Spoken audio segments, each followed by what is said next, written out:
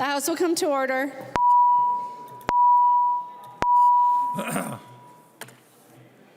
Calendar for the day. The first bill on the calendar for the day is Senate File 519. The clerk will report the bill. Senate File number 519, number 1 on the calendar for the day, an act relating to corrections, the third engrossment. I recognize the author of the bill, the member from Anoka, Representative Koegel, to explain the bill.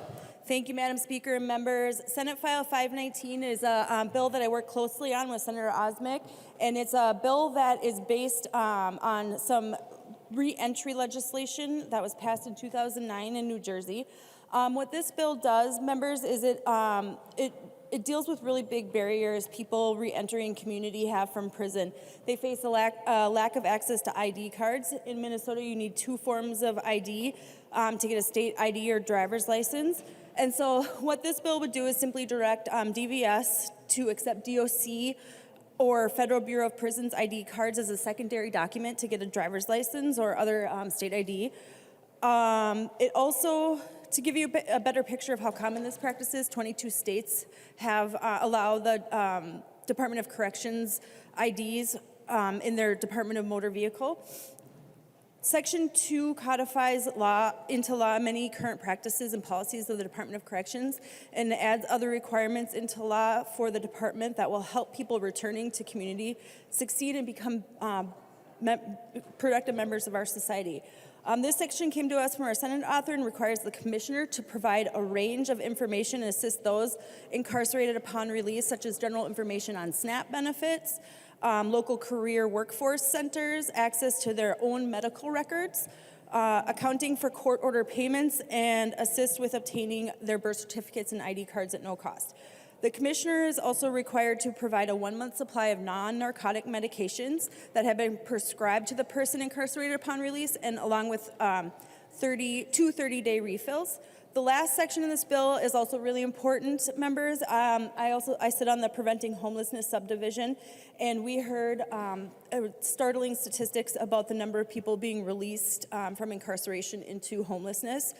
And so what this provision would do would require the Department of Corrections to develop and implement a homelessness mitigation plan and report on its progress. The language will also require DOC to report the data related to the release into homelessness and homelessness faced by those on supervision to the legislature. And I'd really like to give a shout out to Sophia Khan from the Department of Corrections. She's been a really big help on this piece of legislation and seeing it get to the finish line. So I'll stand for any questions. There are no amendments at the desk. The clerk will give the bill its third reading. Third reading, Senate File number 519. Third reading, discussion to the bill. Any discussion to the bill? Seeing none, the clerk will take the roll on the bill.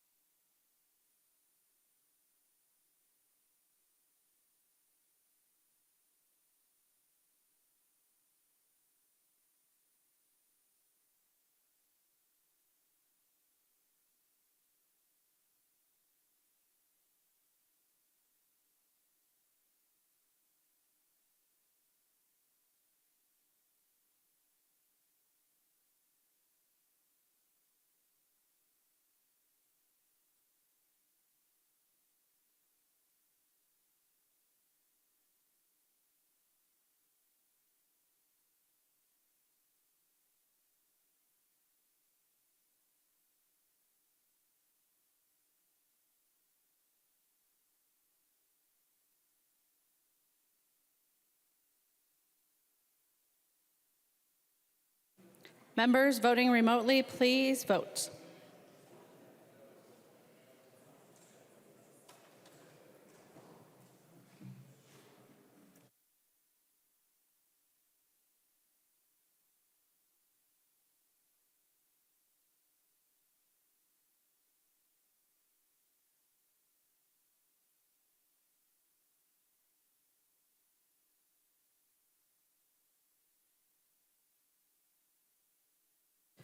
Members voting remotely, we're voting on Senate File 519.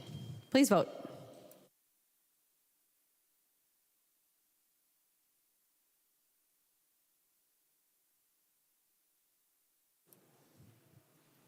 Will the chief clerk please call the names of the members who have not voted yet?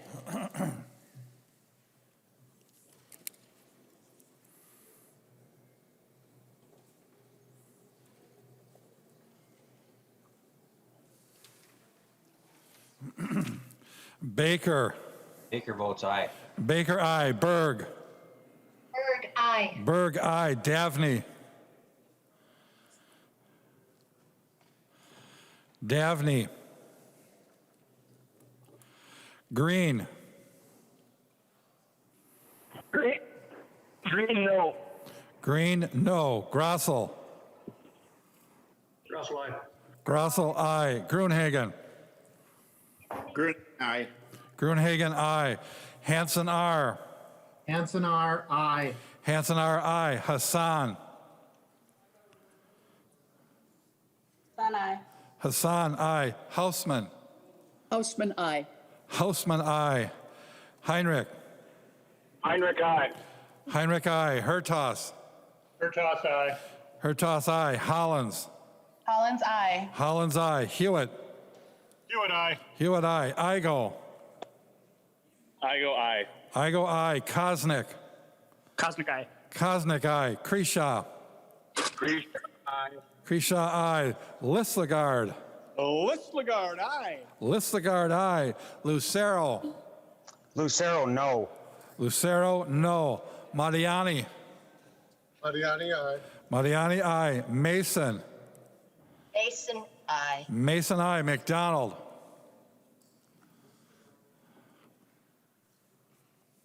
McDonald. Mecklin. Mecklin, no. Mecklin, no. Moran. Moran, aye. Moran, aye. Nelson, N. Nelson, and I. Nelson, N, aye. Olson, B. Olson, B, aye. Pryor.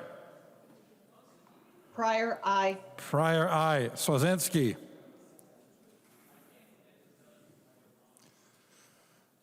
Swazinski. Thompson.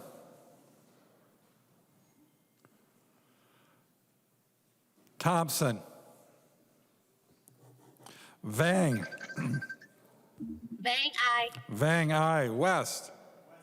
West, aye. Madam Speaker, Representative Davney. Dabney votes aye. Wazinski, aye. Davney votes aye. Representative Swedzinski. Wazinski, aye. Swazinski votes aye. Madam Speaker, State your name. Representative Russell changes from aye to nay. Grossel changes from aye to nay. Have all members voted who wish to vote? The clerk will close the roll.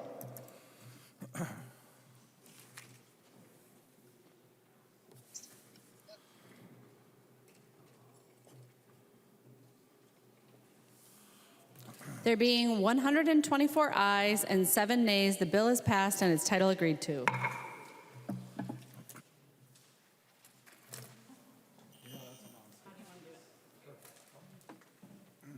Conference committees on House files.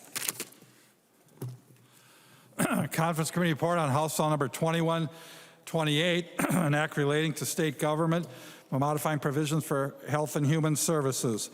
The Conference Committee report is addressed to the Honorable Melissa Hortman, Speaker of the House, the Honorable Jeremy R. Miller, President of the Senate. We, the undersigned conferees for House File number 2128, report that we have agreed upon the items in dispute and recommended as follows. The Conference Committee is signed by all 5 conferees on the part of the House and all 5 conferees on the part of the Senate. Liebling moves that the report of the Conference Committee on House File number 2128 be adopted and that the bill be repassed as amended by the Conference Committee. So members, there's 2 votes here. One is on the motion to adopt and then is on passage. On the motion to adopt, I recognize the author of the bill, the member from Olmsted, Representative Liebling. Madam Speaker and members, thank you very much. I'm really pleased to be able to present to you this conference report today on House File 2128, which is our Health and Human Services bill. So as you all know, Health and Human Services, especially with the 3 bills that we have combined, very large, very complicated bill, and a lot of areas of disagreement in it between us and the Senate. However, the conference report today represents the items that were same and similar and the non-controversial items that we were able to agree on with the Senate. So we're very, very pleased to bring what we are considering to be Phase 1 conference report. This is mostly policy-only items, but not all of them, because there certainly are disagreements that remain. But I think that all of the conferees really agree that this is a great thing to be able to do to kind of move this off, get some of these provisions enacted into law so that we can turn our full attention to what remains and the hard work ahead of us. So I just would mention a few of the items that are in the conference report, and then there are, even though this is the same and similar and non-controversial items, this is still a very large conference report, 519 pages, and this is just Phase 1. So I will describe a little bit what is in it, and some of my colleagues here will also describe a little bit of what is in it.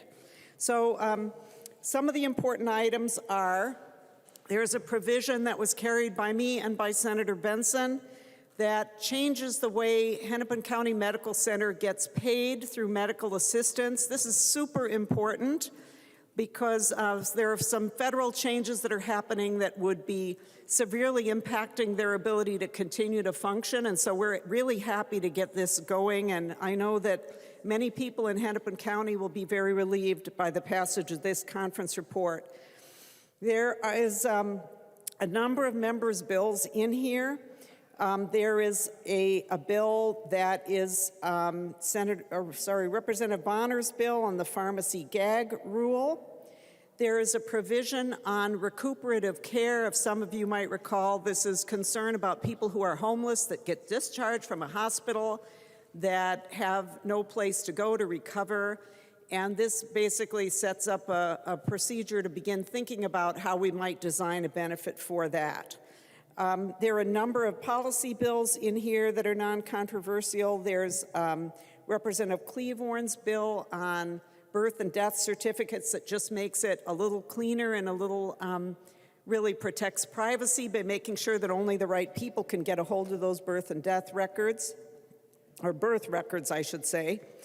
There is a provision from Representative Richardson dealing with organ transplants so that people with disabilities are not discriminated against in organ transplants. This is a really important provision, policy only.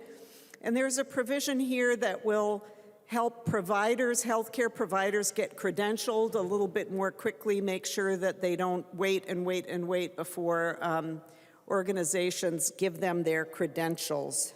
So with that, there's a whole lot more in here. I'm going to, Madam Speaker, I'm going to sit down and ask you to call on Representative Schultz to explain some other parts of the conference report. Thank you. I'm out of practice, but I think she's the member from St. Louis. Representative Schultz. Thank you, Madam Speaker. It's really nice to be here today to see my legislative family members. So this is my first time on the floor this year. And I'm really proud of what we accomplished with this conference committee report.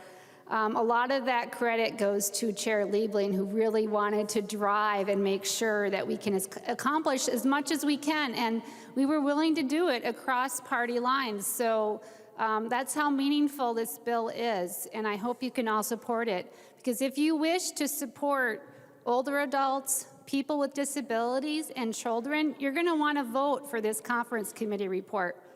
So I'm going to quickly go through a few things that are in the human services space. First, we passed over 200 pages, or what's in this bill is over 200 pages of the mental health uniform service standards, making it much easier for those providing behavioral health to provide high quality health care without having to deal with so much paperwork. The second provision is the Family First implementation policy. This puts us in compliance with federal policy and also is designed to prevent children from being removed from their homes. A third provision is coming from Representative Morrison. It's the prenatal substance use reporting exemption. This is also a recommendation from the Select Committee on Racial Justice. And what it does, it removes barriers for women, pregnant women and their infants to get the care they need from healthcare professionals by extending a reporting exemption. We also have home and community-based service waivers, allowing individuals to continue to be able to live in their community if they are temporarily having to need residential treatment. This was a Representative Hansen's provision. We also have a modification from Representative Frederick modifying substance use and substance use disease and drug use language to make it easier to open up new facilities for SUD. We also have a provision for providing prenatal notice of providing parental notice of contested case hearings. This is a Representative Koegel's provision. You have to notify parents, legal guardians, legal custodians of the right to know about a contested case hearing and to be able to file a written statement. We're extending the Governor's Council on an age-friendly Minnesota. This is important work, especially during times of COVID, so we're happy to put that provision in this committee report. We also have some modifications to the assisted living licensure rule that goes into effect in August, fixing some issues with outdoor space for those providing dementia care. We're updating certified community behavioral health clinics. This was Representative Bierman's bill. And then finally, we have policy language on community supports, which Representative Frederick carried. So really pleased that we could bring this conference committee report to the House floor today and get it passed, hopefully, so we can focus on our new budget target, which we're very grateful for from the Speaker and the Senate, so we can work on the other half of the 500-page bill. So thank you, members. And now I'd like to turn it over to Representative Pinto. The member from Ramsey, Representative Pinto. Thank you, Madam Speaker and members. So phase 2 is yet to come, but we can be really proud of phase 1, the conference report that we'll be voting on today, because there's a lot of really good stuff in it. You've heard from Chairs Liebling and Schultz, and many thanks to them. I want to note a couple things. There's a proposal by Representative Bonner to put the home visiting program into statute. This has been in session law in past years. This is, members, possibly the best investment we can make that the science says in terms of the return. And so that's in this bill. There's a proposal from Representative Wolgamott to make adjustments to investigations of child protection to make sure that a child who's receiving a face-to-face interview is not necessarily having that in the presence of the person who's accused of having harmed them, and great thanks to Representative Wolgamott for that. And then finally, members, I'll just highlight there's some terrific provisions relating to child support authored by Chair Becker-Finn and co-authored by Lead Scott from the Judiciary Committee. I'm sure that we'll hear more about them, but members, this is a big improvement that we're making to make sure that when child support is calculated, that we're making sure that children and families are as best off as they possibly can, and I'm so happy that this got included in the bill as well. So with that, Madam Speaker, I'm going to ask you to call on Representative Gomez to complete the description. Thank you. The member from Hennepin, Representative Gomez.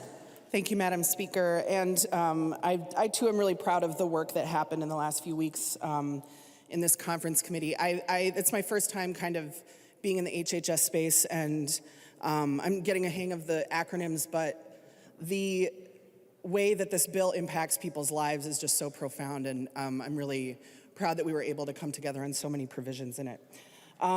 Briefly, we make really major change to the Office of Medical Cannabis. We remove restrictions that make our programs or our program among the most expensive and inaccessible in the country. And so this is really about patient access and affordability and accessibility of the program. So the changes allow flower cannabis to be part of the program, and also make some changes to allow more caregiver provisions. So caregivers are allowed to help a higher number of patients. Patients are allowed to pick up their medicine curbside and to do pharmacist appointments via the phone. We did a couple of other just small tweaks to some of the programs that really serve those in our communities who need the most help. The mothers, the MFIT program. So we, in 2021, are finally allowing people to apply over the phone and on the internet for the programs. If you submit an incomplete application right now, we have to send it back to you, tell you what you did wrong, and you have to fill it in, instead of someone a caseworker being able to pick up the phone and say, hey, what's your kid's middle initial? So, we're really just making this a little bit less of a pain to administer and to apply for. We also, currently our statute excludes tribal governments from accessing the Minnesota Food Shelf Program. So we also allow that to happen in this conference report. And I hope you'll all support it. Thank you so much. Discussion on the motion to adopt the conference committee report. The member from Candio High, Representative Miller. Thank you, Madam Speaker. And members, so let me get my notes back here. Okay. So members, it was that last provision that was talked about that I'd like to speak to. And I have to hand it to the people that wanted to legalize marijuana. You've done it, and congratulations to you, I suppose. When people back home ask me a question, how did this happen, that seems to surprise them, or they find out a year later, how did that happen? So what often happens in the legislature is we're very good at saying, look at our right hand, look at our right hand, look at our right hand, when something happens in our left hand. Now, last week, the main subject was Representative Winkler's, I referred to it as the Spicoli Act, and we debated it, we talked about it, some of us loved it, some of us didn't like it at all, and we discussed that. It passed here, it wasn't going anywhere in the Senate, and lo and behold, the whole time in conference committee, in the dark of Zoom, there was effectively the same thing. But it's not the same thing, members. And Representative Gomez, I trust you as being forthright and authentic in what you want to accomplish, but I want to explain what just happened is going to happen with this conference committee report. So in the bill last week, it was straightforward. It was legalize marijuana, tax it, regulate it, let the free market work its way through who opens, who has business and who doesn't. Through this now, members, leaf marijuana is going to be sold through two companies. I don't know if it's called a two-company monopoly or it's called a duopoly. Okay, I never heard of that word before. You learn something every day. So through a duopoly, there's going to be marijuana sold. And you say, well, this is only to people that qualify under medical marijuana. And now it sounds like their loved ones can buy it for them and make sure to deliver it back home. But members, if you look at what qualifies for medical marijuana, it's just about everything under the sun. And the way that the system is set up, if you don't qualify now, just give it a matter of time. And I believe that this is nothing more than a progression to in a year or two, people are going to say, well, we only have, Representative Miller, you're a free market guy. There's only two businesses, and they're making these millions and millions of dollars here. By the way, one of those businesses in 2017 was cited for illegally sending their oils to New York. They're still operating. They're still going to make millions off of this. In a couple years, they're going to say, Representative Miller, you believe in free market. We can't just keep this limited to two companies after they've made their millions. We need to open it up to others. And we should be getting more taxes off of this, and we should regulate this more. There's all sorts of bad things happening. So I know in other states, this is the way that we progress when you can't just flat out legalize marijuana. We go through this medical cannabis thing. It's disappointing, members. It's not forthright. It's dishonest. It's disgusting of what we're doing here. I'm not happy with the Senate at all. If I had the ability to ask a senator to yield to questions, I'd be doing that right now, because I cannot believe that the people that I know promoted this and advanced this, and that's what's going to be happening this year. So for the people that are listening and want legalized marijuana, you're basically getting it right now through the back door. And I believe through the front door here pretty soon. It's disappointing that this is how we do things. So I would ask people to not support passage of this. And if we're going to be legalizing marijuana, let's do it as a standalone bill. Let's do it out in the open. Let's do it where we can have the open discussions. And then you win with the votes that you have, okay? But what we're doing right now is we're putting it with a bunch of some very good policies. Someone jokingly said, well, this is how you're going to say, you're going to vote against kids in this area? And they were joking, but to a level that's true. Because I'm going to be voting no on this. This is what makes conference committee reports so disgusting at the end of the year. And so, members, we can do better than this. If we want to legalize marijuana, do it the forthright way, do it the honest way. Don't do it through some conference committee that meets at the end of the week and into the weekend and no one's paying attention. If you want this, do it the right way. Don't do it this way. I ask you to vote no. The member from Blue Earth, Representative Munson. Thank you, Madam Speaker. Wow, there wasn't many people on the list to speak. I want to rise and discuss what, kind of in response to what Representative Miller just talked about. I am a supporter of medical cannabis. I talked about it last week during House File 600, and one of the reasons why I supported that bill was because legalizing or expanding medical cannabis really is a backdoor to legalization. Let's be honest, and we've seen this with many other states. It becomes so difficult to control this when you expand medical cannabis to include the bud and allow people to smoke it. And there were some good provisions of House File 600 that dealt with that, that I think that are definitely missing in this bill. And one of which was the amendment that I offered last week that was adopted to protect gun rights for people, because we will be likely increasing the number of patients on the medical registry.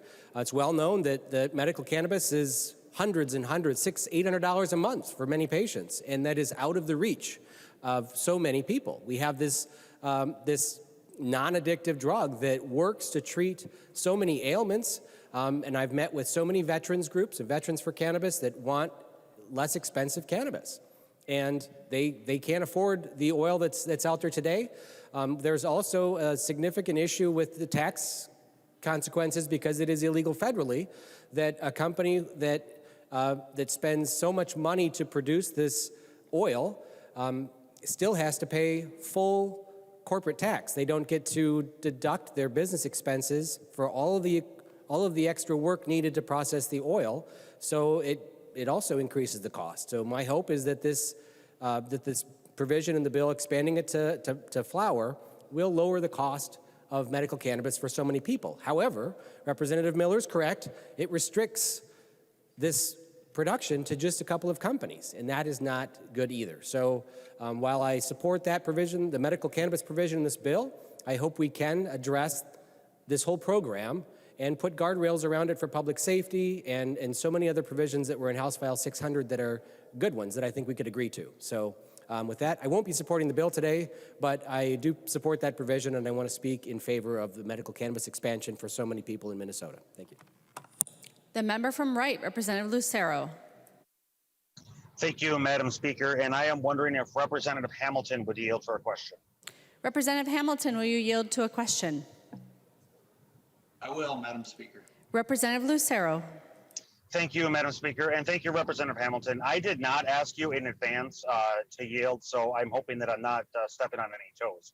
But I did notice last week when we were debating HF 600 that your hand was raised and the speaker did not call on you, so you did not have an opportunity to share some remarks. But I do recall a conversation that you had with a bunch of us offline, that you shared your experience with a program like this. So I was wondering, again, I'm hoping I'm not stepping on your toes, if you'd be willing to share that experience, because I believe it's very valuable for people to know what the potential negative ramifications are to this program. Representative Hamilton. Thank you, Madam Speaker and members. Thank you, Representative Lucero. And I'm going to start by saying that I am a strong supporter of the medicinal cannabis program. I do not support the full legalization of cannabis. And that was a position that I took back when I was campaigning. And so I stuck to my promises when the full legalization bill came before us here just the other day. As most of you know, I have multiple sclerosis. Back when the medicinal cannabis bill was first being proposed by former Representative Carly Moline, I was still a no vote back then. However, I met with some advocates, some wonderful people who had a little girl who suffered from dropped seizures. And the only thing that they could find to help with that was medical, quote, marijuana. They're using the term medical marijuana at the time. And as I listened to their story, I said, I will change my opposition to this on one condition. I said, that is if you would change the terminology from marijuana to cannabis, because at the time I was working with a young man who was addicted to heroin. And if any of you have seen a family member or a loved one who has been addicted to heroin, it's devastating. And even though we have derivatives from the same derivative as cocaine, we don't talk about medical cocaine or medical methamphetamines. And I said, so we're dealing with cannabis, cannabinoid or cannabinoids. If we change the terminology, I will support medical cannabis. Back then, former Representative Carly Moline agreed to that with open arms, if you will. And so in statute, it is referred to as medical cannabis and not medical marijuana. And that was the one provision that I brought to the equation. Fast forward, I have multiple sclerosis. It's no secret. My doctor out of my specialist is at the Mayo Clinic in Rochester. And we have tried a number of different treatments because I suffer from muscle spasticity. My muscles tighten up really bad on me. And with that comes a lot of pain. I've tried a number of different things and I didn't like the results, or it had just not the results that we had hoped for. My doctor then said, am I open to medical cannabis? And at the time I said, I'm still trying to learn about it. And so then I toured the facilities that we have here in Minnesota, both of them. And I am very impressed with the professionalism, the safety, the security, even the research that's being done on the medical cannabis program. And after I toured those facilities and I talked to the individuals that are managing those facilities, I went back to my doctor and I agreed to sign up for the program and give medical cannabis a try. I received some assistance. I was signed on into the program. And the day after I signed up, we were in session when I actually signed up. It was 2 years ago. And I was actually serving as a conferee for HHS at the time with Chair Liebling and others, is when I signed up for the program. The day after I was signed up in the program, I was informed by the ATF, a letter by the ATF, that said that I have just lost all my Second Amendment rights. And so I did look into that even further. At the time, I had a permit to carry. And when I went back to try to get my permit to carry, get recertified for that, I was denied, of course. And I said, I haven't even filled my prescription. To this day, 2 years later, I have not filled my prescription. You could drug test me today for cannabis and I would be clean. Again, I have not even filled the prescription, but simply by enrolling into the program, it is probable cause that I am a user of an illegal Schedule I illegal narcotic, according to the ATF.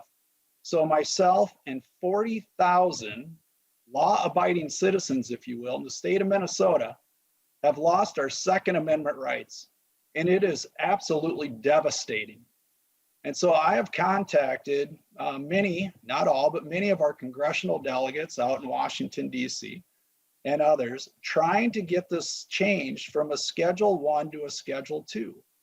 Now, for the individuals who are supportive of full legalization, I don't judge you. I don't judge anybody for that. I simply made the promise to my constituents when I was running that I would not support full legalization. That's it. I am upset that we debated that bill when we haven't even set budget targets, and I was a little sarcastic around that, but that's for another time. But again, myself and 40,000 people here in Minnesota have lost our Second Amendment rights for the simple fact that we enrolled into a program that's legal in the state of Minnesota. My doctor, a doctor from the Mayo Clinic, prescribed the prescription, and I haven't even filled it. But yet I have lost my Second Amendment rights. It's absolutely devastating. And regardless of your position on this, I would ask that every single one of you, both in the House and the Senate, and Governor Walz, if you're listening, if you could help as well. Because individuals such as myself, individuals who have served our country and have received a prescription here in Minnesota should not have to lose their Second Amendment rights for being able to get a prescription to something that's legal here in the state. So Representative Lucero, thank you so much for asking me the question. I will be supporting this bill. Chair Liebling, thank you for your leadership as well. And I told you this via phone call, Chair Liebling. I miss you serving on your committee. My passion lies in health and human services. Thank you, Madam Speaker. Representative Lucero. Thank you, Madam Speaker. And would Representative Gomez yield for a question? She will. Representative Lucero. Thank you, Madam Speaker, and thank you, Representative Gomez.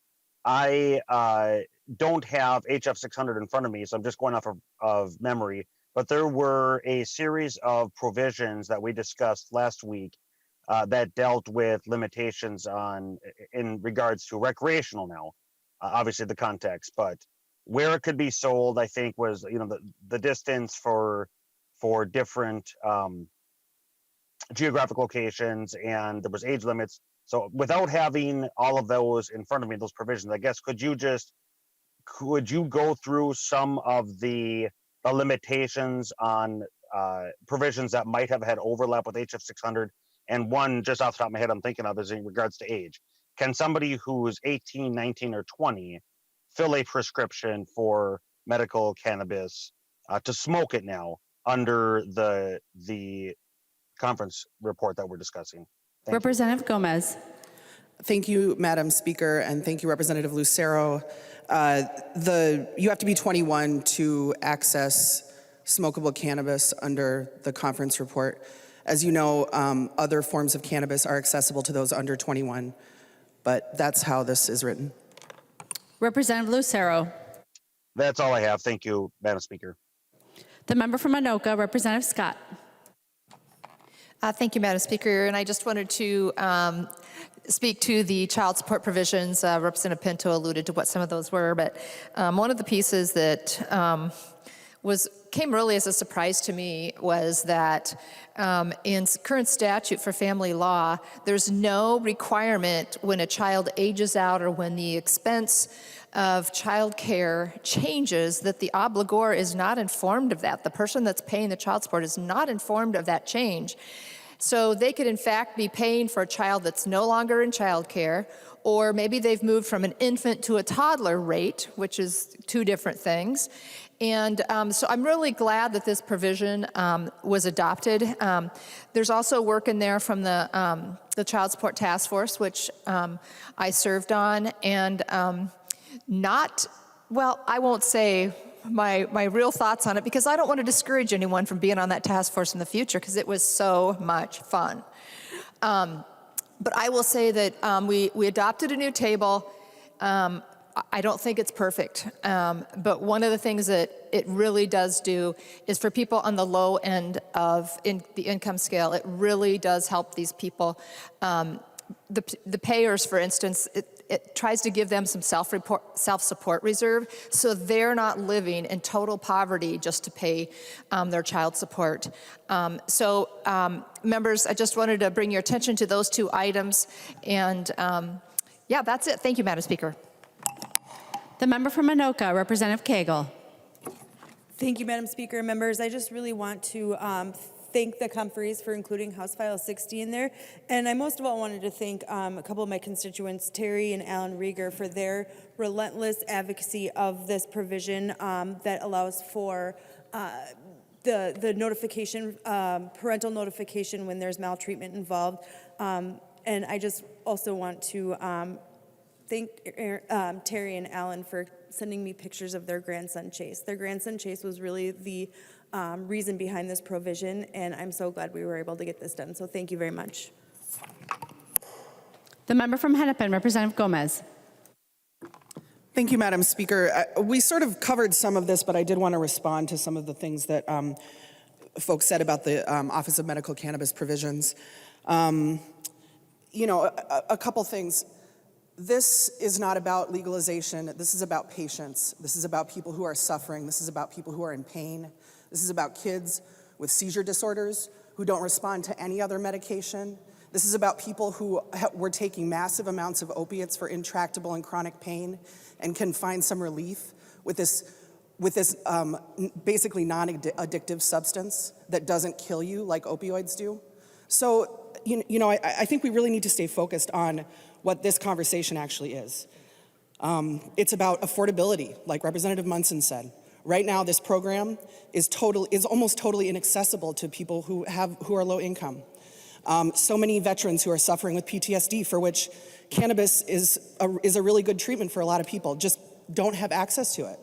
It's not covered, obviously, by any health insurance or by the VA medical care, and so you have to go out of pocket for it, and it's incredibly expensive. I think that there's more work that needs to be done on this program, and the specific issues that were brought up about gun rights, about the duopoly, and about the federal issues with scheduling are totally valid and need to be worked on.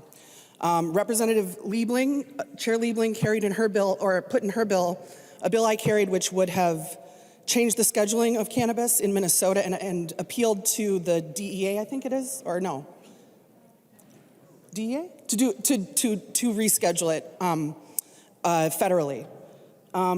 This is really, it's not a joke, it's not a pathway to legalization, it's really about conversations that happen between medical providers and their patients, like Representative Hamilton talked about, right?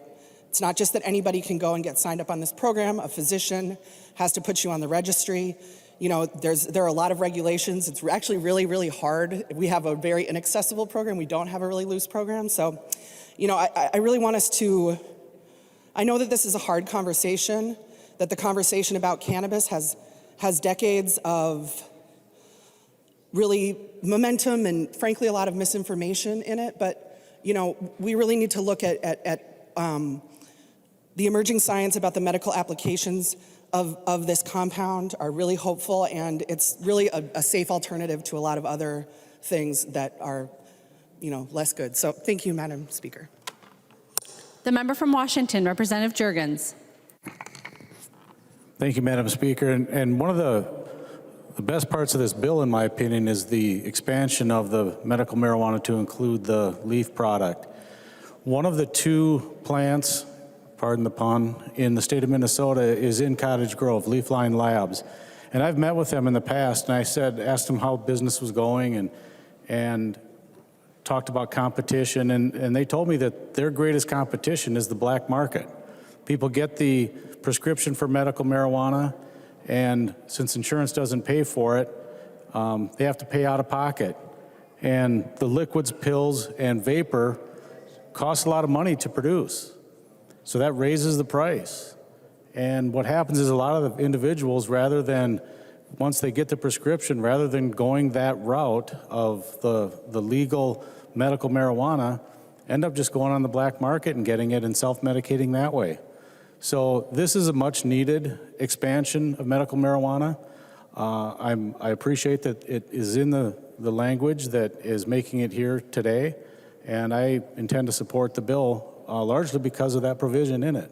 Thank you, Madam Speaker. Any further discussion on the motion to adopt the conference committee report?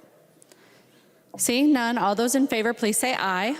Aye. Those opposed, please say no. The motion prevails. The conference committee report is adopted. The clerk will give the bill its third reading as amended by conference. Third reading, House File Number 2128, as amended by conference. Third reading as amended by conference. Representative Liebling.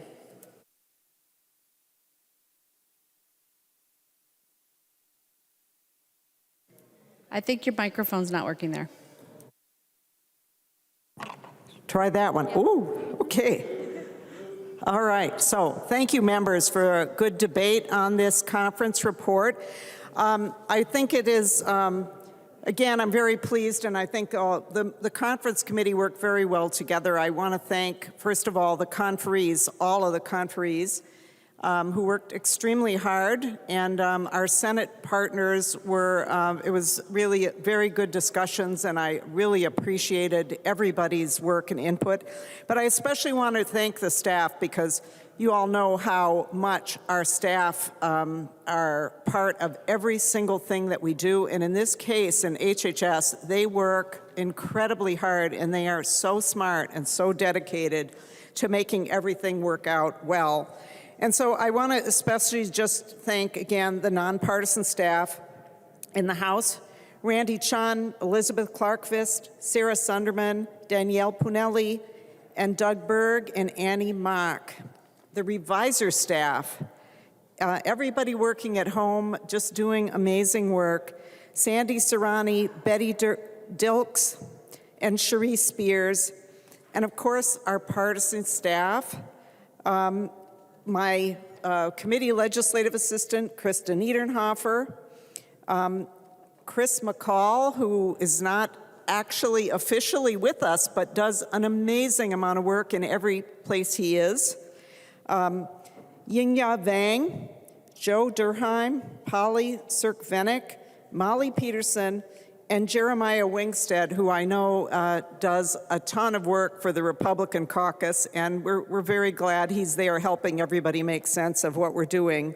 And especially I want to thank Patrick McQuillan, who's my committee administrator, who just does an amazing job.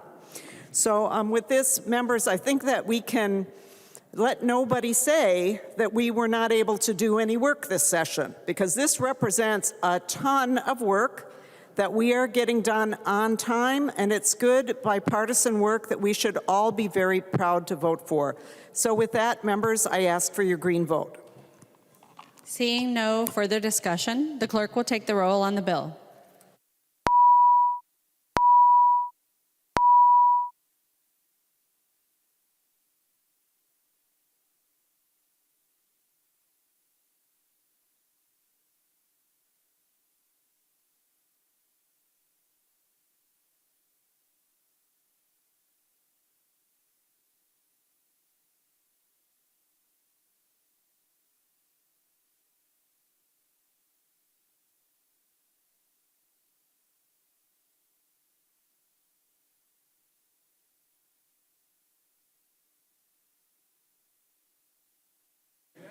Members, we are voting on House File 2128, Conference Committee Report. Members voting remotely, please vote.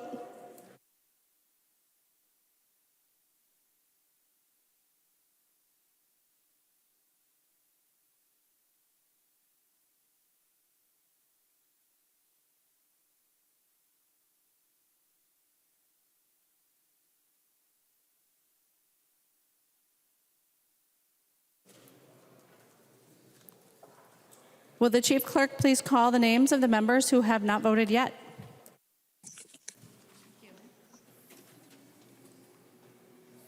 Are we reverting to messages from the Senate? Yep.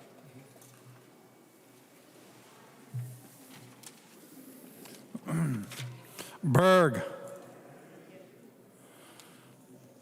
Berg, aye. Berg, aye. Bo.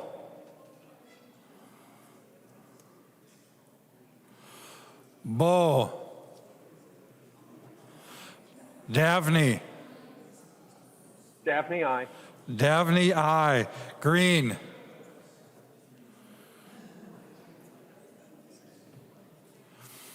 Green. Thank you, Commissioner. Into technology grants. With that, Gruenhagen. Gruenhagen, no. Gruenhagen, no. Haley. Haley, no. Hanson, R. Hanson R, aye. Hanson, R. Aye. Hausman. Hausman, aye. Hausman, aye. Heinrich. Heinrich, no. Heinrich, no. Heinzman. Heisman, no. Heinzman, no. Hertas. Hertas, no. Hertas, no. Hewitt. Hewitt, aye. Hewitt, aye. Igo. Igo, no. Igo, no. Kosnick. Cosmic, aye. Kosnick, aye. Kresha. Kresha, no. Kresha, no. Lilly. Lilly, aye. Listlegard. Liebling, aye. Lissagard, aye. Lucero. Lucero, no. Lucero, no. Mariani. Mariani, aye. Mariani, aye. McDonald. McDonald, no. McDonald, no. Moran. Moran, I.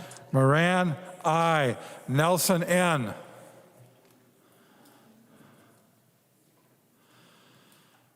Nelson, N. Nelson and no. Nelson, N. No. Swazinski. Swazinski, no. Swazinski, no. Thompson. Thompson, aye. Thompson, aye. Bo votes no. Bo, no. Green, no. Green, no. Hertas voted no, but it doesn't show on the board.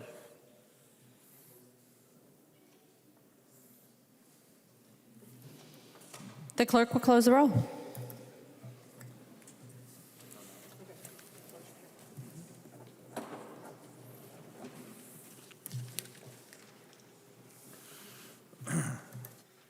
There being 77 ayes and 57 nays, the bill is repassed as amended by the conference committee and its title agreed to.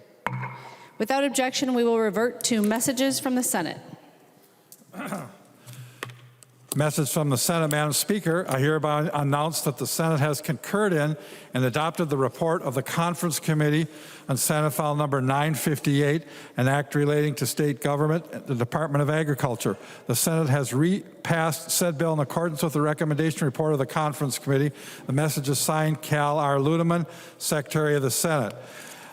Conference Committee report on Senate File Number 958 is addressed to the Honorable Jeremy R. Miller, President of the Senate, the Honorable Melissa Hortman, Speaker of the House. We, the undersigned conferees for Senate File Number 958, report that we have agreed upon the items in dispute and recommend as follows.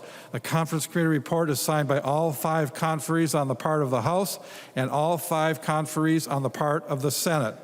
Sundin moves that the report of the Conference Committee on Senate File Number 958 be adopted and that the bill be repassed as amended by the Conference Committee. The member from Carlton, Representative Sundin. Thank you, Madam Chair. This is a slimmed down version of the Omnibus Ag Broadband Finance and Policy. It contains policy items that we were able to agree on before the end of session. It passed Conference Committee on a unanimous vote. I'd like to thank the conferees, Samantha Vang, Jean Pulowski, Todd Lippert, and Nathan Nelson. And a great thanks to the staff, Colby Sullivan with House Research, Ken Savory, Fiscal Staff, Benson Smith, DFL Research, Harry Merkel, GOP Research, Margaret Martin, New Republican Research, Kyle Smith, Committee Legislative Assistance, and most especially Nancy Connolly for her assistance as the committee administrator. The Senate conferees were Senator Westrom, Goggin, Doran, Anderson, and our friend Aaron Murphy. I appreciate the contribution of all of these people. Like any conference committee, this doesn't have everything we wanted, but given the nature of the divided government and compromise, that's to be expected. With this said, this conference committee report makes some good progress in agriculture, and appreciate the opportunity to provide highlights of the differences from when it left the House. Changes to the House language. We could not come up with agreement on Representative Vang's grant program for co-ops. The House eliminating the location restriction for the Good Food Access Program, or creating a dedicated account for food handler fees at the Minnesota Department of Agriculture. Representative Lewick worked on this dedicated account issue as well. The pesticide gross sales fee increase is not included. Depending on our targets, we will continue to discuss the lab funding with the general fund. The House and Senate had different approaches to the way we handle pesticide applicator license for workers using sanitizers and disinfectants associated with COVID.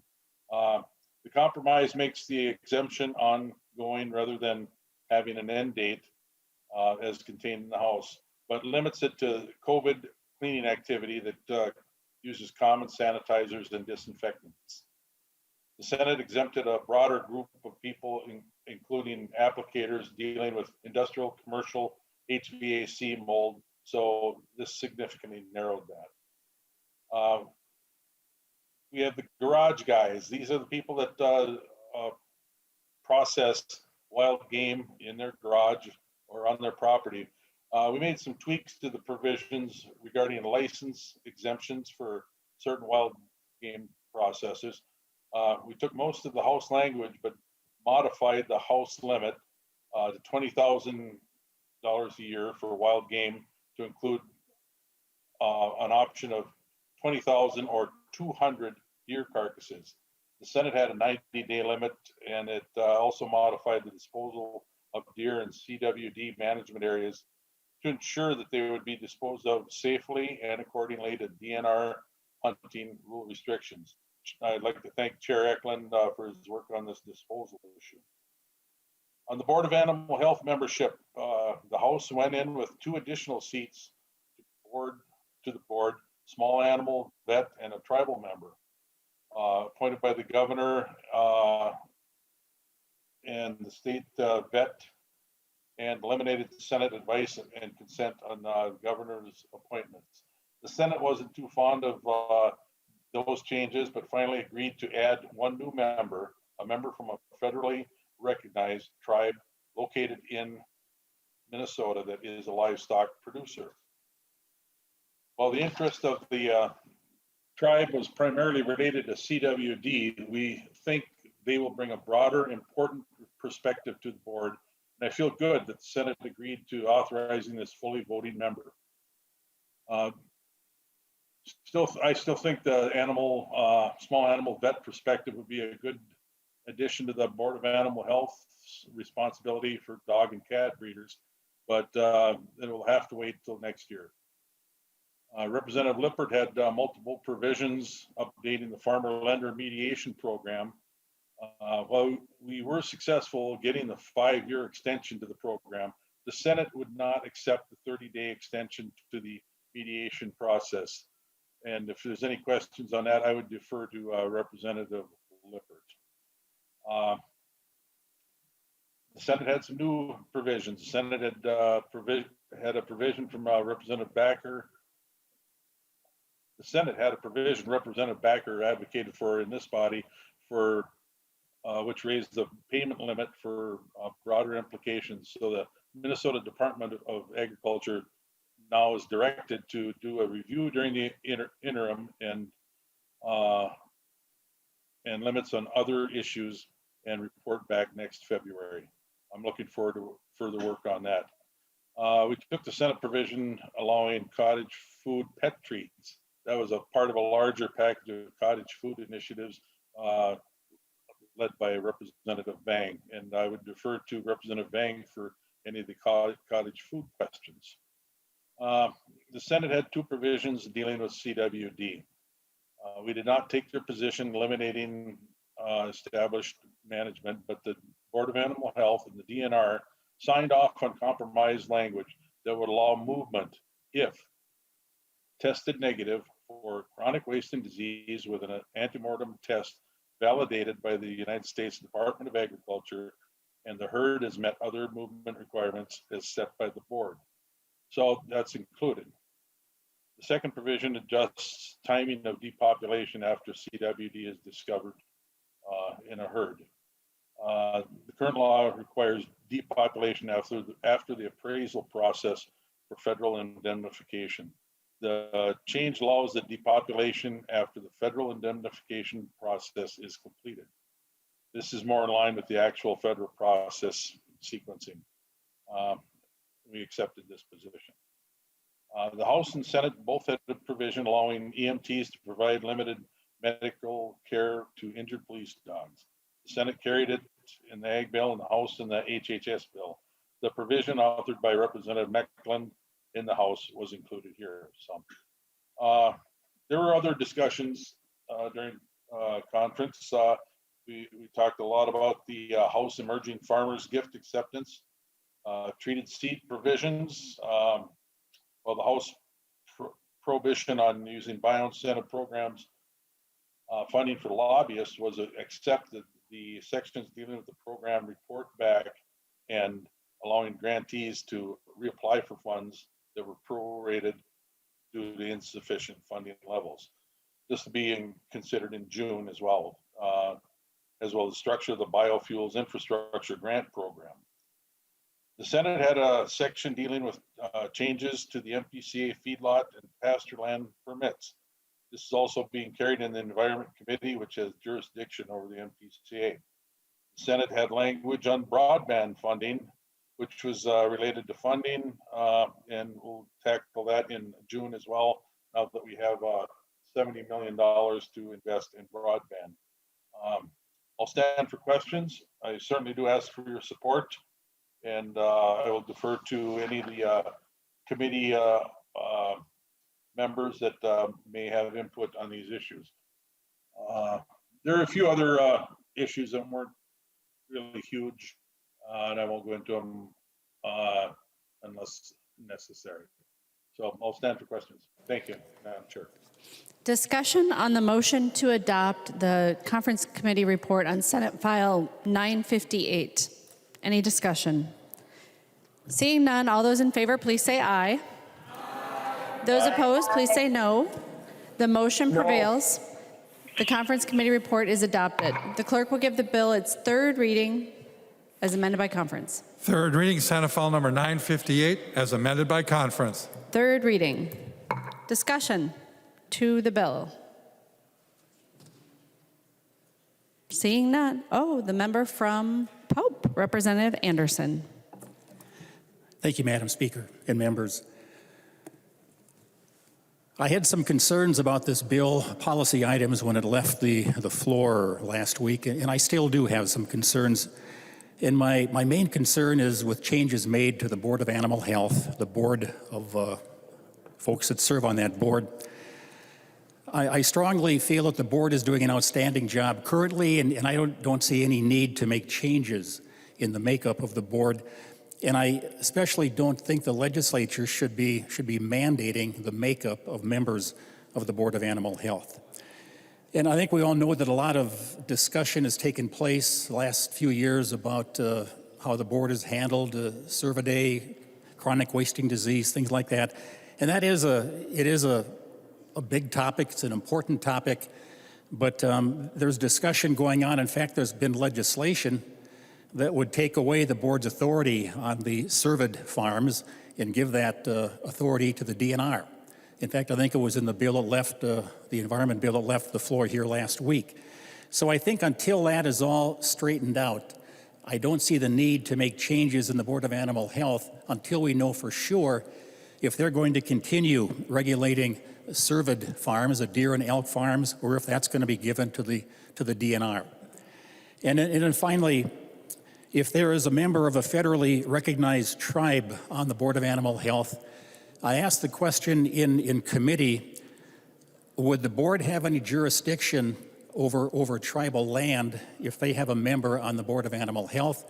And the answer that I received was this would not change any regulation portions of how the state and the tribes would work together.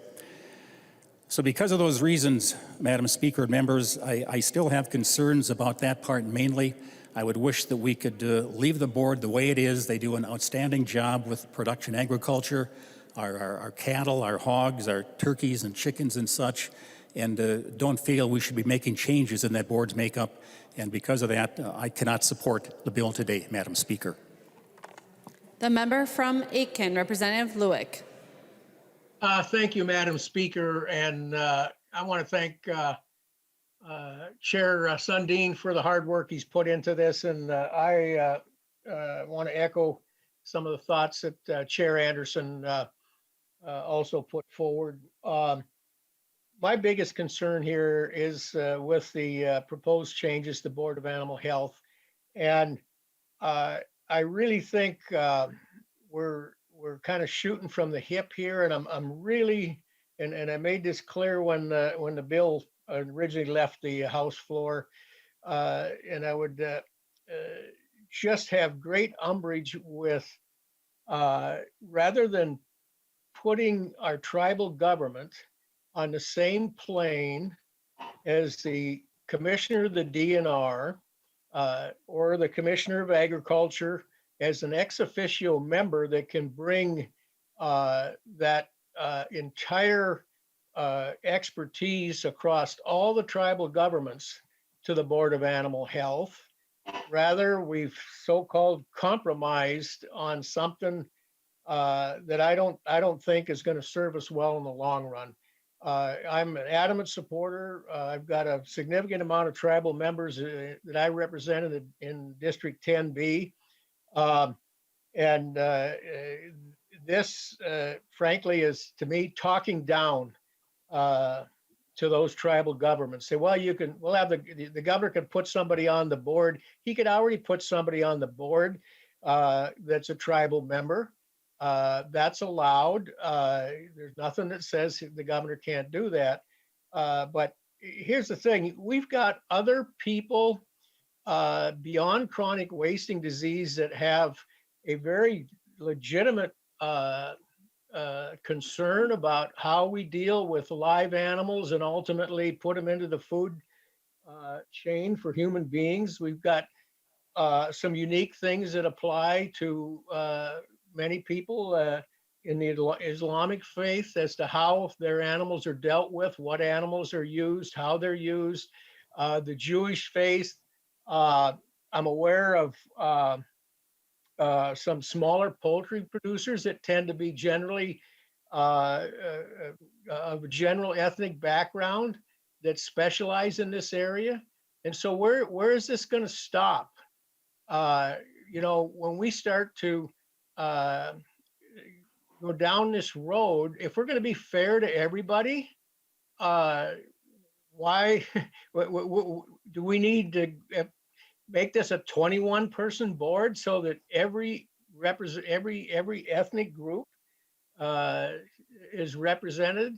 Again, I just have got great concerns that this is a slippery slope that is going to tend to not help that board stay focused on exactly what their mission is, and that is to preserve and protect the food source, animal food source for everybody. And that includes our Native American friends that are certainly legitimately concerned with the impact of chronic wasting disease and what it can have on the wild deer population. I share that hunting and gathering ethnic, particularly when it comes to venison. I appreciate that as a food source. I kind of grew up on that because we didn't have a lot of money. So you know what?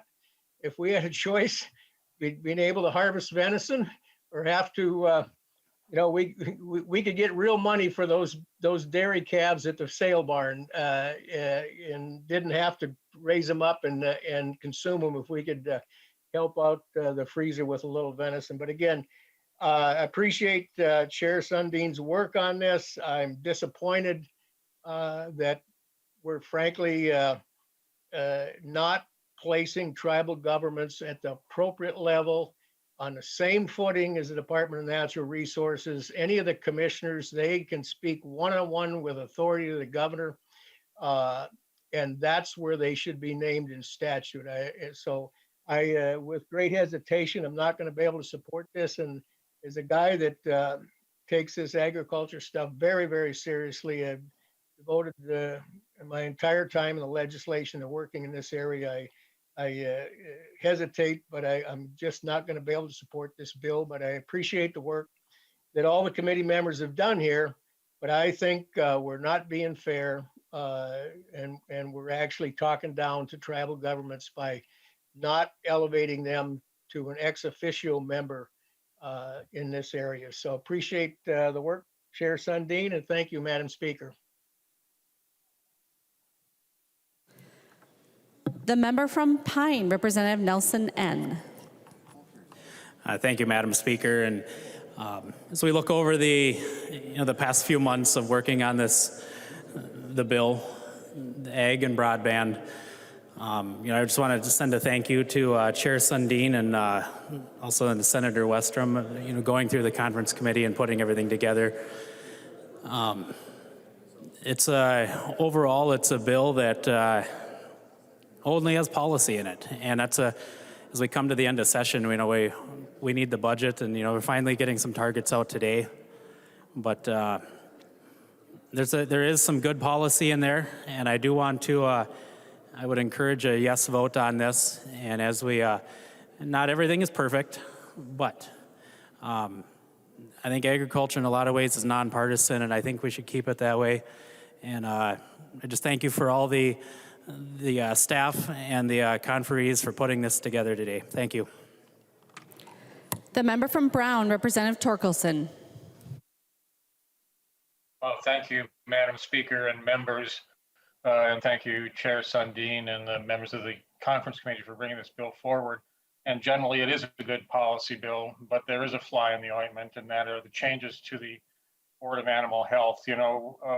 Farmers across Minnesota have been producing a safe and abundant supply of food for our citizens and for citizens all around the world for a long time. But that supply, especially in livestock, has been threatened in the past. Just think back to bovine TB, or think back more recently to avian flu. That could have been absolutely disastrous for livestock here in Minnesota. It was the Board of Animal Health that stepped up and did the right thing, took the actions that were necessary to protect our food supply and our producers. Changing the Board of Animal Health, to me, again, is fixing something that isn't broken. It's worked well for everyone. And because of that one fly in the ointment of this bill, I'll be voting no today. Thank you, Madam Speaker. Thank you, Chair Sundin. The member from Rice, Representative Lippert.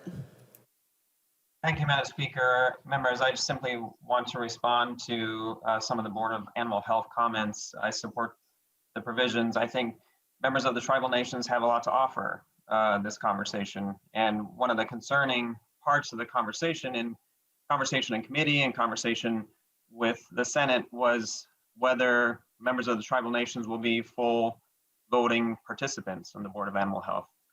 They're members of the tribal nations who have a lot to offer as livestock producers and have expertise there and have a lot at stake when it comes to chronic wasting disease and the ways that livestock production is impacting our deer population across the state and many other matters too. So I think this is an important voice. It's important that there's full participation, and this will be a good step forward for the Board of Animal Health and Minnesota. So I support these provisions and support the bill as a whole. The member from Ramsey, Representative Becker-Finn. Thank you, Madam Speaker. And I also, I guess I'll take the bait and respond to some of the comments made about our tribal nations as well as the Board of Animal Health. The Board of Animal Health is not doing a great job. Madam Speaker, there's a lot of noise in the chamber. Members, it's so great to have human beings in here. And it's so great to have enough noise to gavel down the noise. But please take your conversations outside of the chamber. We're still reserving the retiring room and the side corridors for staff. So if members want to talk to each other, alcoves or outside the chamber. Representative Becker-Finn. Thank you, Madam Speaker. The Board of Animal Health is not doing a great job.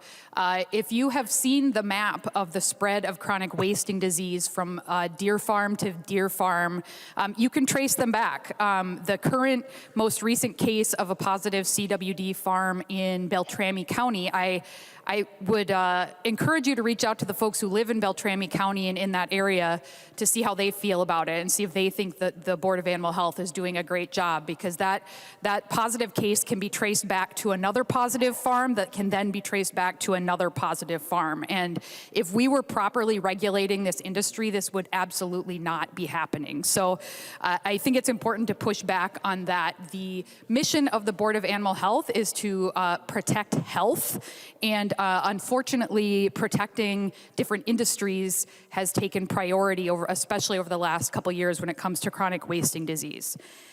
Further, regarding the comments made about tribal members and those of us who live off the deer that we harvest from our tribal lands, hunting and gathering and the ability to feed our families venison is not some trendy habit that we've picked up. It is protected by our treaties, which I will keep saying it until folks have accepted this. Our treaties are the supreme law of the land, per the Constitution. And our treaties protect our ability to hunt and gather and to be able to live off of those deer on our lands. And so it's incredibly important that we are engaging our tribal communities in this conversation. And if the Board of Animal Health is going to continue to struggle with addressing chronic wasting disease and other issues, it only makes sense that we would want a tribal member, a tribal representation at the table to be part of that discussion. Our people have managed to successfully live on this land for many centuries, and they are absolutely qualified to bring that to the table and be part of the discussion as we deal with these important issues. So again, thank you, Madam Speaker, and thank you to the members of the conference committee. Any further discussion on Senate File 958? We are on passage of the bill. The author of the bill, Representative Sundin, any closing comments? Thank you, Madam Chair. I'd just like to say that I do fully respect the comments from my friend Paul Anderson over there, and I never dismiss your opinion on any issue, and I'll take this into consideration as long as we deal with these issues. But I will take a second to remind people that tribal members are the original Minnesotans here, and they've looked after the land as best they could for centuries upon centuries. And I'm glad that they've stepped up and they want to be a partner in the CWD issue.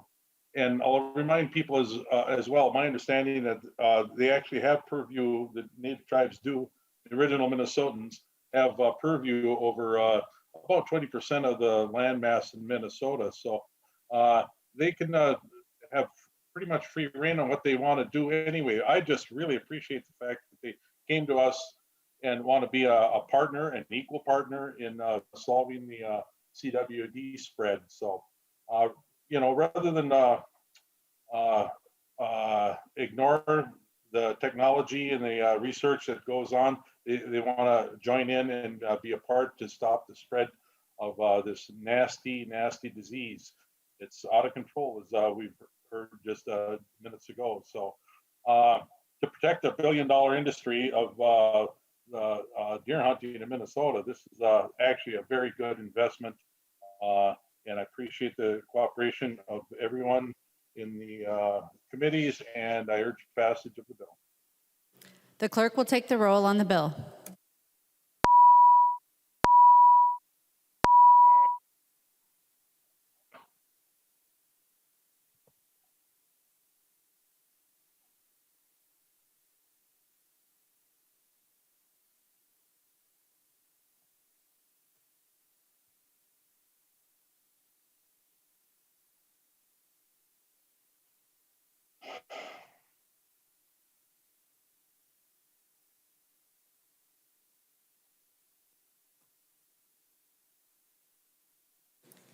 Members voting remotely, we're voting on Senate File 958. Please vote.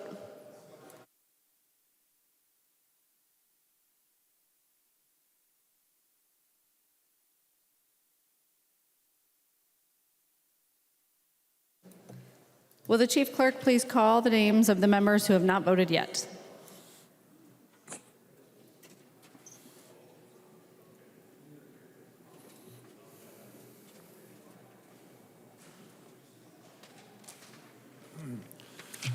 Berg. Berg, aye.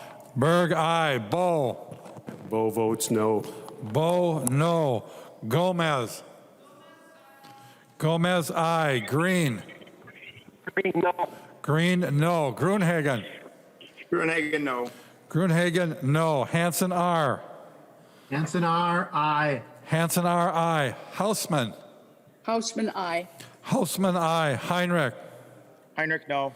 Heinrich, no. Heinzman. Heinzman, no. Heinzman, no. Hertas. Hertas, no.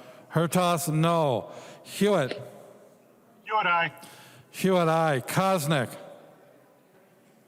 Kosnick, aye. Kosnick, aye. Mariani.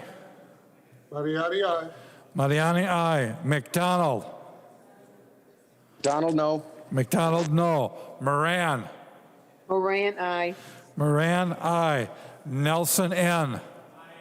Nelson, N. Aye. Nor. Nor, aye. Nor, aye. Raleigh.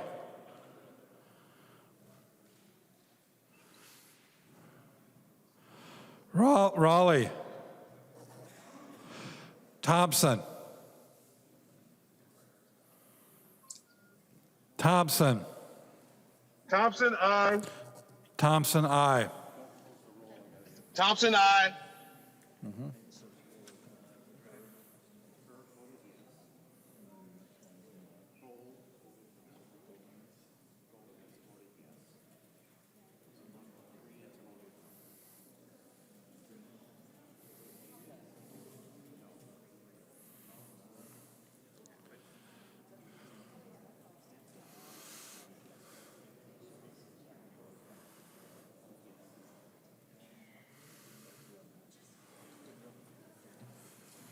Nash, do you want us to wait?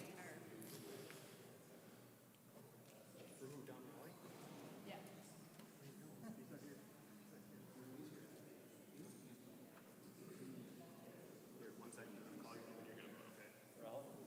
Raleigh, right?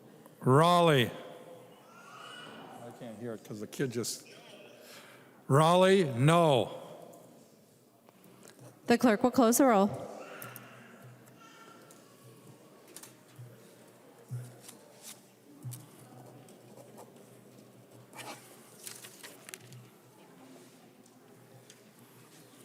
There being 79 ayes and 55 nays, the bill is repassed as amended by conference and its title agreed to. Messages from the Senate. Message from the Senate. Madam Speaker, I hereby announce that the Senate has concurred in and adopted the report of the Conference Committee on Senate File Number 193, an act relating to health occupations. The Senate has repassed said bill in accordance with the recommendation report of the Conference Committee. The message is signed Cal R. Ludeman, Secretary of the Senate. Conference Committee on Senate File 193. The report is addressed to the Honorable Jeremy R. Miller, President of the Senate, the Honorable Melissa Hortman, Speaker of the House. We, the undersigned conferees for Senate File Number 193, report that we've agreed upon the items in dispute and recommended as follows. The Conference Committee is signed by all three conferees on the part of the House and all three conferees on the part of the Senate. Morrison moves that the report of the Conference Committee on Senate File Number 193 be adopted and that the bill be repassed as amended by the Conference Committee. The member from Hennepin, Representative Morrison, on the motion to adopt. Thank you, Madam Speaker. That is my motion. Members, I am so pleased that the House and Senate conferees have reached unanimous agreement on Senate File 193, which will allow Minnesota to join the Psychology Interjurisdictional Compact, or SIPACT, which is an interstate compact that allows licensed psychologists to practice telehealth across state lines in other SIPACT member states. At a time when there's a huge unmet need for mental health care, SIPACT will provide many benefits to Minnesotans. It will increase access to care by allowing psychologists from other compact states to provide services to underserved populations in Minnesota.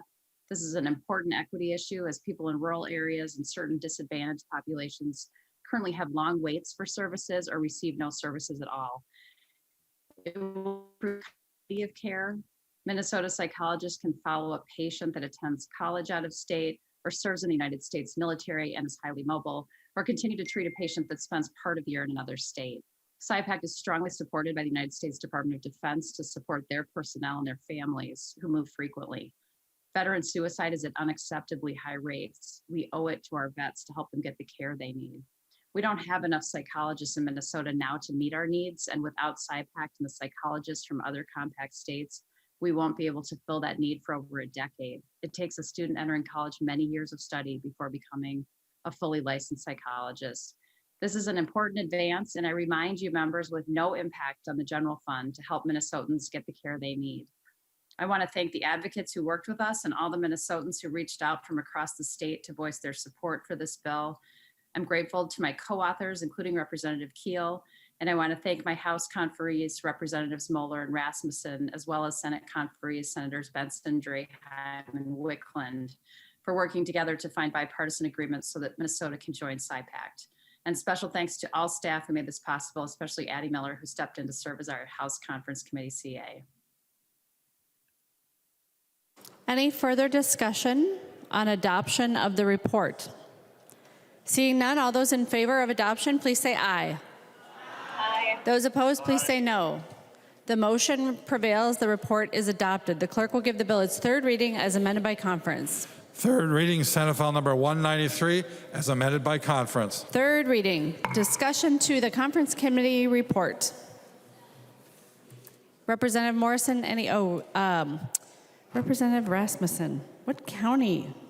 Otter Tail, Madam Speaker. The member from Otter Tail, the site of the governor's fishing opener. Representative Rasmussen. Thank you, Madam Speaker. I want to thank Representative Morrison for her work and leadership on this, in addition to Representative Moeller on the conference committee. I also want to thank Senator Benson for her leadership in the Senate on this important issue. Madam Speaker and members, we took a bill that passed this body unanimously and made it even just a little bit better. And it's going to increase access to mental health care across the state of Minnesota and also preserve patient relationships. And so I would urge members to vote yes for SIPACT, and let's send this bill to the governor. Thank you, Madam Speaker. Representative Morrison, any closing comments? Thank you, Madam Speaker. I urge members to join us in voting green for the health of Minnesotans. Thank you. Seeing no further discussion, the clerk will take the roll on the bill.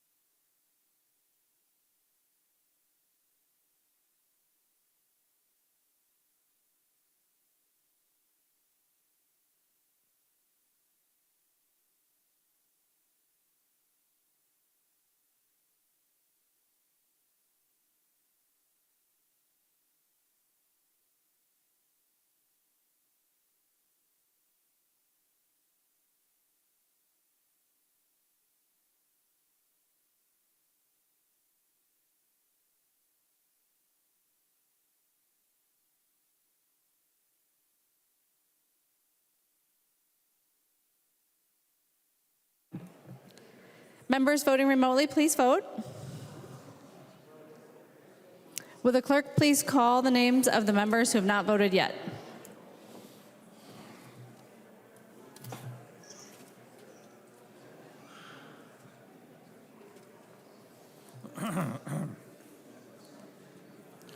Berg. Berg, aye. Berg, aye. Gomez. Gomez, aye. Green. Green, aye. Green, aye. Gruenhagen. Gruenhagen, aye. Gruenhagen, aye. Hanson, R. Hanson, R, aye. Hanson, R, aye. Hanson, J. Hanson J, aye. Hanson, J, aye. Hausman. Hausman, aye. Hausman, aye. Heinrich. Heinrich, aye. Heinrich, aye. Heinzman. Heinzman, aye. Heinzman, aye. Hertos. Hertos, aye. Hertos, aye. Hewitt. Hewitt, aye. Hewitt, aye. Kosnick. Kosnick. I didn't hear it. Kosnick.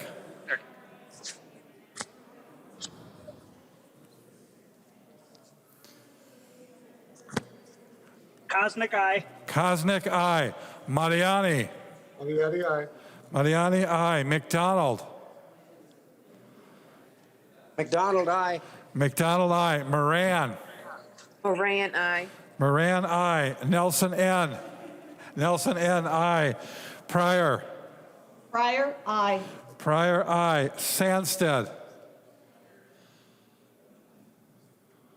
Sandsted, aye. Sandsted, aye. Thompson.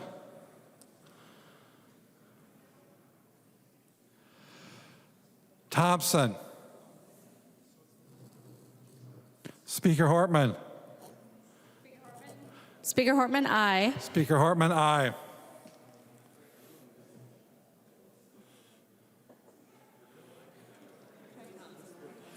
Thompson. Thompson. The clerk will close the roll.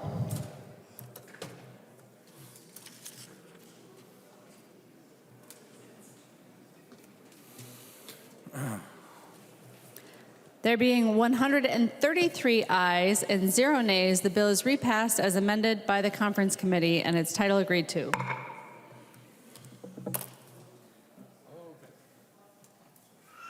Conference committee reports on House files. Conference Committee report on House File number 1952, an act relating to the financing of state government. The report is addressed to the Honorable Melissa Hortman, Speaker of the House, the Honorable Jeremy R. Miller, President of the Senate. We, the undersigned conferees for House File number 1952, report that we agreed upon the items in dispute and recommend as follows. The Conference Committee is signed by all 5 conferees on part of the House and all 5 conferees on the part of the Senate. Nelson M.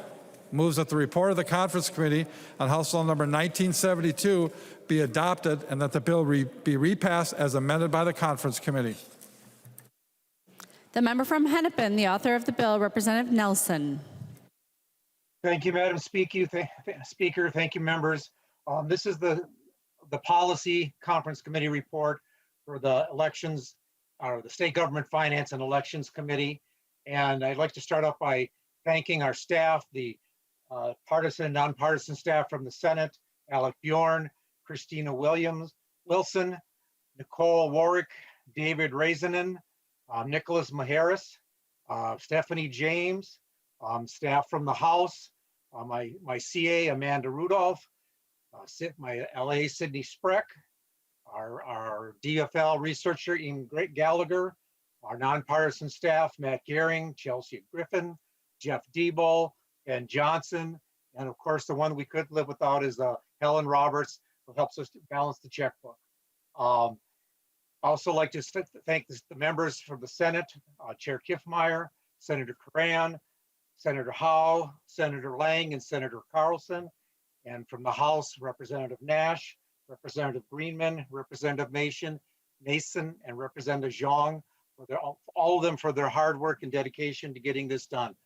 This bill is a compilation of the same and similar that we had out of the conference committee, and I'll just walk through it, starting with the articles. Article 1 is state government policy, and it starts with the legislative language for cleanup for the legislative reference library. From the Legislative Coordinating Commission, a provision clarifies the LCC's governing status. Sections 3 through 8 of Article 1 is legislative auditor's policy provisions. These came out of the Legislative Audit Commission technical bill, and we came to a compromise that the technical bill came forth with prohibiting any staff members to be able to run for office, and we basically changed it to partisan offices, similar to what would be in the Hatch Act from the federal government. Section 9 of the bill deals with eliminating some language that is no longer needed about general fund surplus distributions, going to the Clean Water Fund that's already been taken care of, and so the language is no longer needed. Section 10, 12, and 12 through 24 is from the Department of Administration's technical provisions from House File 1693. It also clarifies the other piece of that clarifies that state canines, when they retire from service, canine officers, they can be given to the handlers that handle them while they were in service. Section 11 establishes a capital flag program. Representative Hewitt has been working hard on for the last 3 years. Section 25 is the veterans, is a piece that we added to the bill at the last minute. It basically allows the veterans or the state of Minnesota to spend the money that's been given to us from the federal government to build the new federal or the new veterans homes in Preston, Montevideo, and Bemidji, and so that those can get started. Article 2 of the bill is the minute technical cleanup bill and renaming. It's from House File 609. Article 3 of the bill is about elections, and it's basically the majority of it is just the administrative provisions, technical cleanup bill from the Secretary of State's office. Article 4 of the bill deals with the campaign finance, and it's basically 2 different bills that have been put together with a couple other provisions added. One is House File 396, Representative Freiberg's bill having to deal with Hennepin County elections and regulations, moving those into under the purview of the Campaign Finance Board, and Hennepin County elections, the City of Minneapolis elections, the City of Minneapolis School Board elections, also any city in Hennepin County that has over 75,000 people in population, and there's 3 cities that are on the brink of that: Bloomington, Plymouth, and Brooklyn Park. It also includes the technical cleanup language from the Campaign Finance Board that was being carried by Representative Cowley-Herr. And members, that's the bill. And any questions, I will stand for questions. Further discussion on the motion to adopt. The member from Dakota, Representative Hewitt. Thank you, Madam Speaker, and thank you, Chair Nelson. Naturally, I'm going to speak very quickly on the flag portion of the bill. And I want to thank members on both sides of the aisle.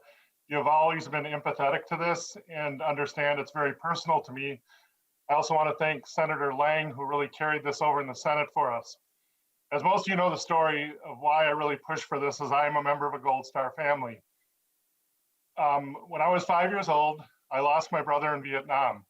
And I remember the day that the chaplain came to the door. I answered the door.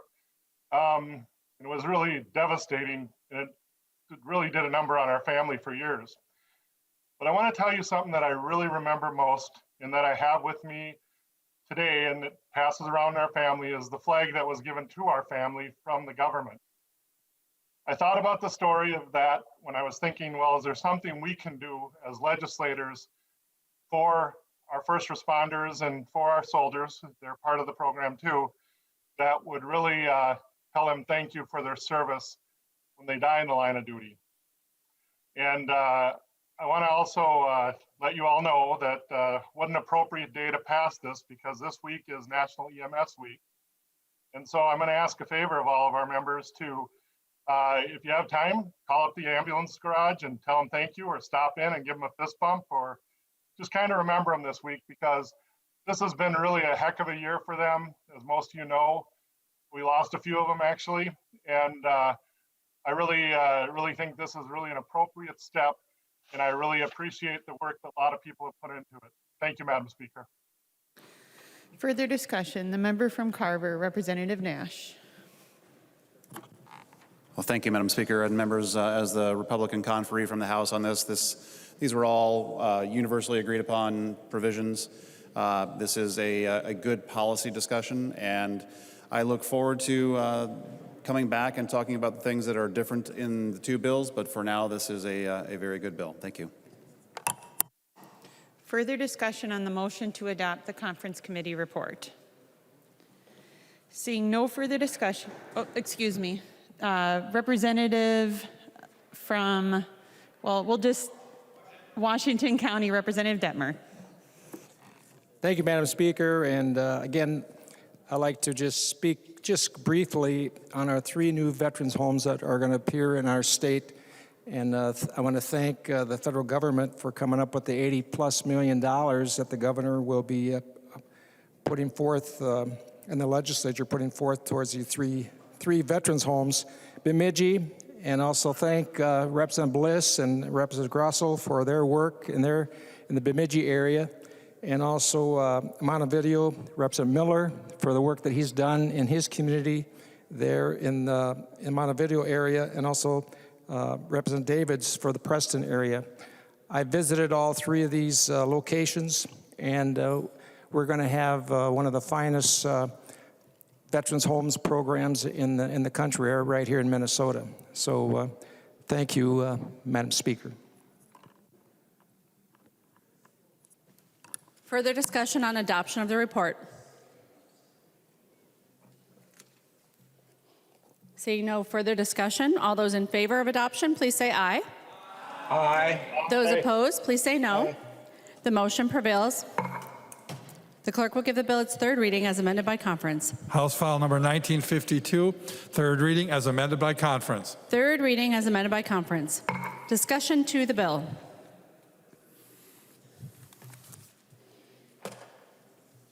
Any closing remarks, Representative Nelson?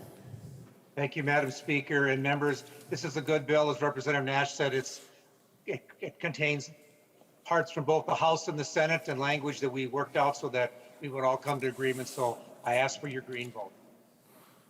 The clerk will take the roll on the bill.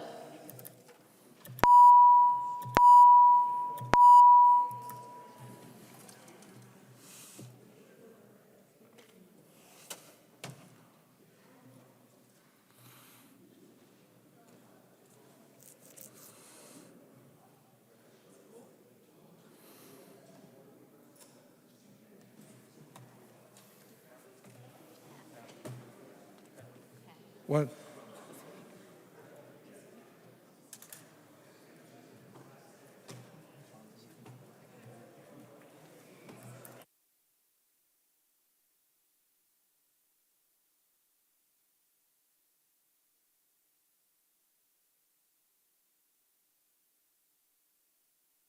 No, I meant the other thing. Oh.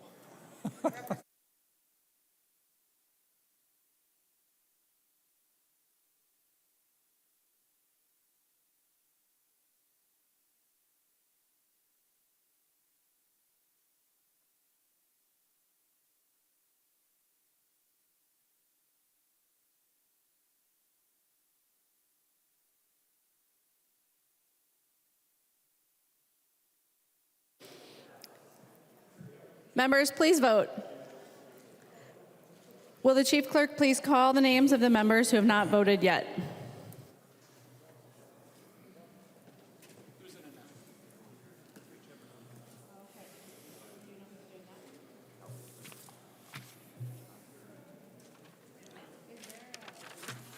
Berg. Berg, aye. Berg, aye. Gomez. Gomez, aye. Green. Green, aye. Green, aye. Gruenhagen. Gruenhagen, aye. Gruenhagen, aye. Hanson, R. Hanson, R, aye. Hanson, R, aye. Hanson, J. Hanson, J, aye. Hanson, J, aye. Hausman. Houseman, aye. Hausman, aye. Heinrich. Heinrich, aye. Heinrich, aye. Hertas. Hertas, aye. Hertas, aye. Hewitt. Hewitt, aye. Hewitt, aye. Kosnick. Kosnick, aye. Kosnick, aye. Mariani. Mariani, aye. Mariani, aye. McDonald. McDonald, aye. McDonald, aye. Moran. Moran, aye. Moran, aye. Sandsted. Sandsted, aye. Sandsted, aye. Thompson.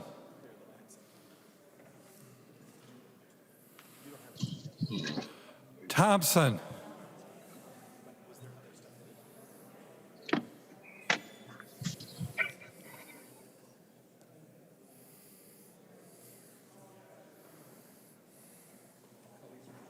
Thompson, aye. Thompson, aye. There you go.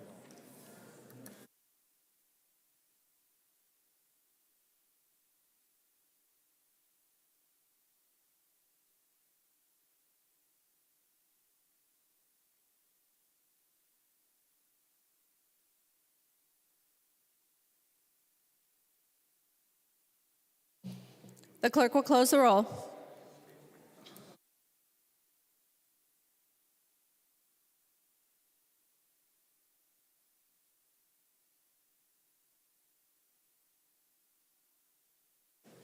There being 133 ayes and 1 nay, the bill is repassed as amended by conference and its title agreed to.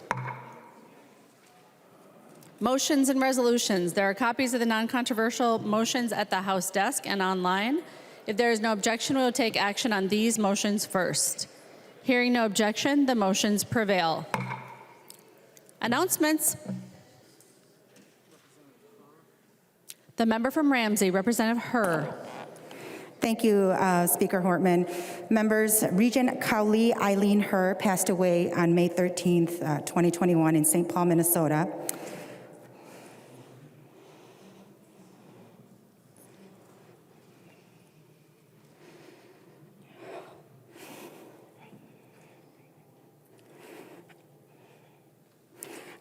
Eileen was a beloved member of the Minnesota community, a committed activist for Asian Americans, and the first Hmong woman admitted to the Minnesota Bar Association. But more than anything else, she was our daughter, sister, and friend. Eileen was born in Long Kieng, Laos on March 13th of 1969 due to her father's involvement in the Allied forces in the Secret War. Eileen's family relocated to Iowa, and in 1986, her family moved to St. Paul, Minnesota, where she graduated from Hamline University with her Bachelor's of Arts degree in political science. 3 years later, she received her Juris Doctorate degree from the University of Minnesota Law School. For over 15 years, and many of you may still remember this, Eileen served as an executive director of the Council for Asian Pacific Minnesotans. In recent years, she led the Hmong Elders Center and provided much-needed services for Hmong seniors. I'm sorry. She was a close friend of mine, so my apologies. Across the Twin Cities, in partner with numerous arts and neighborhood organizations to promote cross-cultural learning. Collaborations included Theater Mu, Minnesota Historical Society, Minnesota Museum of Art, and Hmong Museum, among several others. A champion and passionate advocate for the Asian American and Pacific Islander community, she co-founded several nonprofits: Allies for Mentoring Asian Youth, Nu Chia, Hmong Women Achieving Together, the Heritage Center for Asian Americans and Pacific Islander, and the Dragon Festival on Lake Phelan. Eileen served as a committee member for MyPAC and the Heritage Center for Asian Americans and Pacific Islanders, and as a trustee for the Minneapolis Foundation, the Asian Pacific Endowment of the St. Paul Foundation, and the Women's Foundation of Minnesota. She also served on boards for United Hospital and Minneapolis YWCA. In 2019, Eileen was the first Hmong person to be elected to a 6-year term by the Minnesota legislature to serve as a regent at the University of Minnesota. She was respected and valued by her colleagues on the Board of Regents, and her guidance and advocacy for the university's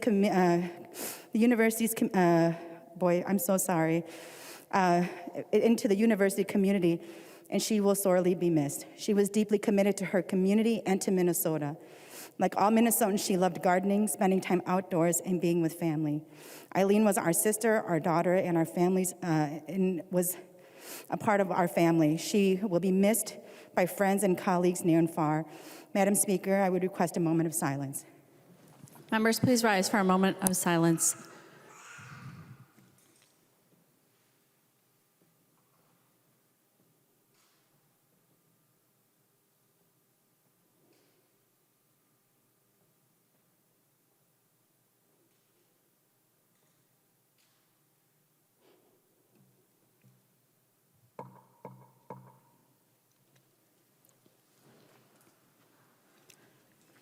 Further announcements. Representative Winkler. Madam Speaker, I move that when the House adjourns today, it adjourns until 12 noon, Monday, January 31st, 2022. Representative Winkler moves that when the House adjourns today, it adjourns until 12 noon, January 31st, 2022. All those in favor, please say aye. Aye. Those opposed, please say no. The motion prevails. No. Representative Winkler. Madam Speaker, I move that the House do now adjourn. Representative Winkler moves that the House do now adjourn. All those in favor, please say aye. Those opposed, please say no. Are you kidding me? The motion prevails. The House stands adjourned until 12 noon, January 31st, 2022.